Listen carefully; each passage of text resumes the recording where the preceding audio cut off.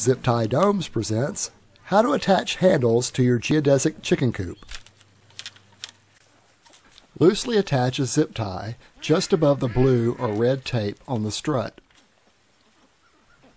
Loop a second zip tie through the handle and then through the zip tie on the strut. Attach the zip ties very loosely, leaving a lot of slack. Let the handle hang down so that you can see where the bottom of the handle meets the strut. Then loosely attach a zip tie around the strut.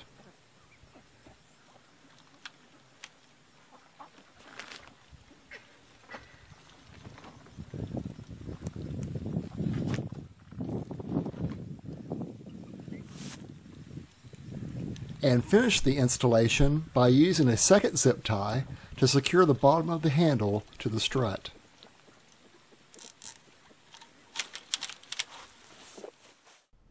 For more information, go to our website at www.ziptiedomes.com or call us at 931-858-6892. Thank you.